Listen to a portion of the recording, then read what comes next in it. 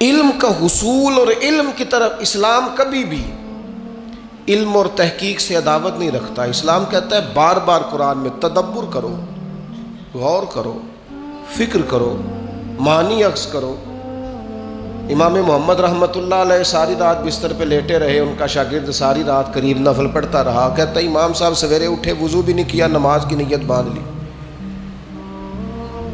اور میں اللہ اللہ کرتا رہا، اور دل میں ہلکا سا خیال بھی آیا تھا کہ جناب دیکھو میں نیک آدمی ہوں، میں نے اتنی عبادت کی اور امام صاحب سوئے ہوئے ہیں. فرماتے صبح جب وہ بیدار ہوئے اور بغیر وضو کے مصلی پہ کھڑا ہو گئے تو اب مجھے تشویش ہوئی. میں نے کہا حضور آپ سوئے نہیں؟ فرمایا نہیں. کہا حضور ساری رات باوضو لیٹے رہے؟ فرمایا ہاں. کہا حضور کیا کرتے رہے؟ فرمایا تم اپنے لیے کام کرتے رہے، میں نبی پاک کی امت کے لیے کام کرتا رہا. میں نے قرآن و حدیث سے 100 مسئلہ تدبر کر کے غور کر کے عرض کیا، 100 مسئلہ نکالا میں نے. اس مسئلے میں امت کو کیا ضرورت ہے، اس میں امت کو کیا ضرورت ہے، اس سے کون کون سے مسائل لفظ ہوتے ہیں، 100 مسئلہ میں نے نکالا ہے. اس لیے نبی پاک علیہ السلام نے فرمایا عالم کی فضیلت عابد پر اس طرح ہے جس طرح میری فضیلت تم میں سے کسی چھوٹے پر ہے. علم کو حضور نے درجہ عطا کیا، نبی پاک علیہ الصلوۃ والسلام نے درجہ دیا. قرآن مجید نے کہا قل هل يستوي الذين يعلمون والذين لا يعلمون، اے محبوب آپ ان سے فرما دیں کیا علم والے اور علم نہ رکھنے والے برابر ہو سکتے ہیں؟ یہ کبھی بھی برابر. علم کی حوصلہ افزائی، تعلیم کی حوصلہ افزائی. آج مسلمانوں کا مسئلہ یہ ہے کہ مسلمان فروغ علم پر کردار نہیں ادا کرتے، ادارے نہیں قائم کیے جاتے، تعلیمی بنیادوں کو مضبوط نہیں کیا جاتا. ہم غریب کی مدد کرنا چاہتے ہیں، بھوکے کو کھانا کھلانا چاہتے ہیں، کمزور کو کپڑے پہنانا چاہتے ہیں، لیکن جو اس کی اصل مدد ہے وہ کیا ہے؟ وہ اصل مدد تو یہ ہے کہ آپ اسے علم سکھائیں، اسے ہنر سکھائیں. پہلے 1 آدھ 2 4 لوگ تھے کھانا کھلانے والے، پھر کھانا کھلانے والے سینکڑوں ہوئے تو کھانے والے بھی ہزاروں ہو گئے. لیکن اگر ان لوگوں کو ہنر مند کیا جائے، تعلیم کا شعور دیا جائے، صرف روٹی کھلانا ہی صدقہ نہیں، غریب کو پیسے دینا ہی صدقہ نہیں. ابن ماجہ میں حدیث ہے، نبی پاک علیہ السلام نے فرمایا سب سے افضل صدقہ یہ ہے کہ بندہ علم سیکھے اور پھر دوسروں کو سکھائے. یہ افضل ترین صدقہ ہے.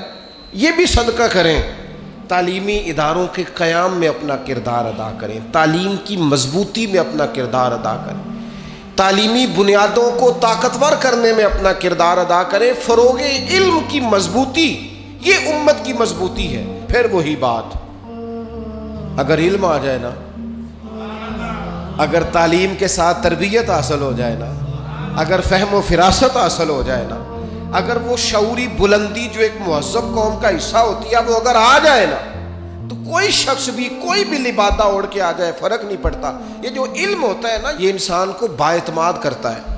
آپ کے پاس حضرت شیخ الاسلام خواجہ قمر الدین سیالوی رحمۃ اللہ علیہ کے پاس ایک شخص آیا، چونکہ عالم تھے، اس نے آ کے کہا امام اعظم کی بات نہیں ماننی چاہیے. تو کچھ لوگوں کو کسی کا اعتراض سن کے غصہ آتا ہے، کچھ کو ہنسی آتی ہے کہ ہر بیچارہ دیکھو کیا کہہ رہا ہے، اس کا شعور دیکھو. عالم تھے نا، علم ٹھہراؤ پیدا کرتا ہے، بردباری لاتا ہے. فرمانے لگے کیا کہا تم نے؟ کہنے لگا جی امام صاحب کی بات نہیں ماننی چاہیے. تو خواجہ صاحب فرمانے لگے تیری یہ والی بات مان لوں؟ وہ چپ کر گیا. کہنے لگا جی آپ کیا کہہ رہے ہیں؟ فرمانے لگے تو مجھے یہ کہہ رہا نا کہ امام صاحب کی نہ مانو میری مانو، یعنی تیری مان لوں اور جنہوں نے رسول کریم کے صحابہ کی صحبت اٹھائی ہے ان کی بات نہ مانوں. یہ کب ہوتا ہے؟ جب آپ کے پاس آج علمی پسماندگی بہت زیادہ ہے. اس کی کچھ وجوہات ہیں. سب سے پہلا تو جو ہمارا غریب طبقہ ہے وہ کہتا ہے جی چھوڑیں جی، پڑھ کے کیا کرنا ہے، کچھ 4 پیسے کمائے، کسی کا میز صاف کرے، کسی کو چائے لا کے دے، کوئی موٹر سائیکلوں کا کام سیکھ لے، پڑھ کے کیا کرنا ہے. یاد رکھنا تعلیم انسان کو طاقتور کر دیتی ہے.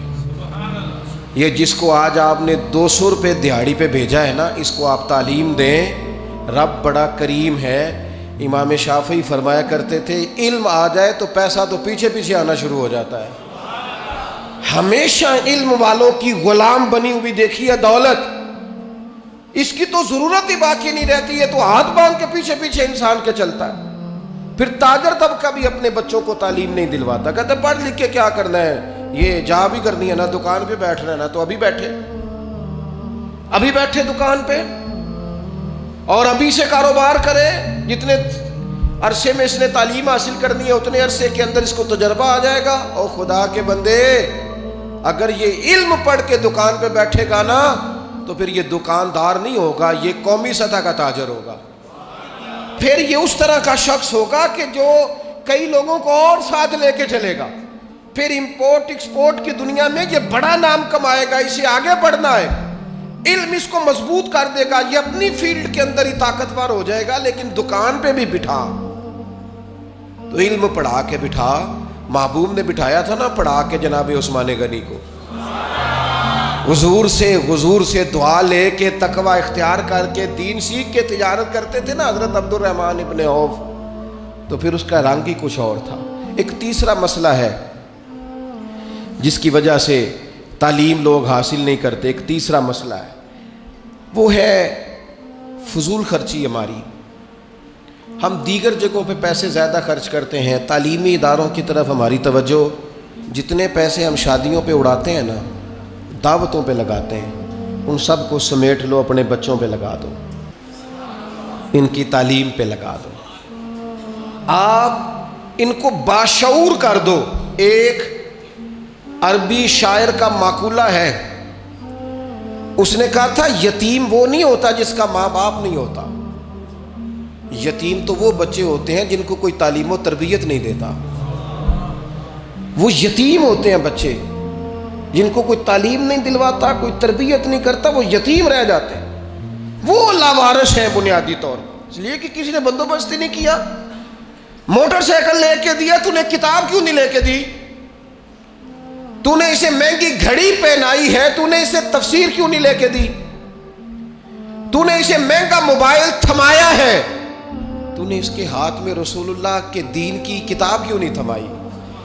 ہم نے فضول خرچیاں کی، ادھر کی ادھر کی، یہاں کی وہاں کی، لیکن اپنے بچوں کی تعلیم پر ہم نے خرچ تھوڑا کھائیں، سادہ کھائیں، سادہ لباس پہنیں، لیکن سرمایہ بچوں کی تعلیم پر لگائیں۔ اور میں ہمارے ہاں آج کل محفلیں ہوتی ہیں، آپ محفل کرانے والے سے کہیں اللہ خیر کرے، اس کے پاس 10 لاکھ بھی ہے، ایتھے بھی جلسہ کرنا ہے، اوتے بھی جلسہ کرنا ہے، اسے کہیں مدرسے پہ پیسے خرچ کرنے ہیں، کہتے دیں گے تو 50,000 زکوٰۃ دا عیدو بعد۔ کیا مطلب؟ اب میں تو تھک گیا ہوں اس کام سے، میں کہتا ہوں جلسے تو وہ تو مطلب محفلیں تو وہ ہو رہی ہیں اور ہوتی رہیں گی، لیکن یہ عجیب بات ہے نا کہ جلسوں پہ جانے والے مولوی، نعت خواں، پیر وہ امیر ہوتے جا رہے ہیں اور مدرسے غریب ہوتے جا رہے ہیں، سارا کچھ ہو رہا ہے، لیکن ہم وہ کام کرنے کو تیار نہیں جو اصل کام ہے، جس سے روح انقلاب برپا ہوگی، اس طرف ہماری توجہ نہیں۔ ادھر ادھر کا خرچہ جتنا مرضی کرا لیں، آپ دیکھ لیں کہ عرسوں اور قوالیوں پہ اور درباروں پہ اور کبوں پہ کتنا خرچ ہوتا ہے، اور مدرسوں پہ کتنا خرچ ہوتا ہے، کتابوں پہ کتنا خرچ ہوتا ہے۔ تو تعلیمی مزاج پیدا کریں، علم کو سپورٹ کریں، ہمیشہ تعلیمی اداروں کو سپورٹ کریں، اس طرف فروغ علم میں اپنا کردار ادا کریں۔ باقی نام و نمود کے لیے ادھر ادھر نکل جانا، ذاتی شہرت کے لیے کام کرنا، خدا را اس سے باہر آ جائیں۔ اور ایک چوتھا سبب بھی ہے ہمارے بچوں کے نہ پڑھنے کا، وہ ہے جو طلباء طالبات کے والدین ہوتے ہیں نا، وہ بچوں کی تعلیم پر توجہ نہیں دیتے، بچوں کے سرپرست غور ہی نہیں کرتے، خیال ہی نہیں کرتے۔ مدرسہ داخل کرا دیا ادارے میں بچے کو، پھر کبھی پلٹ کے پوچھا نہیں اس کی قابلیت کیا ہے، یہ کیا پڑھتا ہے۔ میں ہمیشہ دوستوں سے کہا کرتا ہوں مدرسوں میں بچے نہ داخل کرائیں، مدرسوں کے ساتھ وابستہ ہوں، آپ آئیں، اس کی معلومات کریں، اس کے بارے میں پوچھیں کیا پڑھتا ہے، کہاں پہنچا ہے، کیا کر رہا۔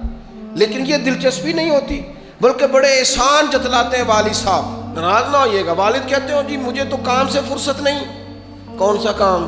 سال کے بعد دوستوں کے ساتھ مری جانے والا کام؟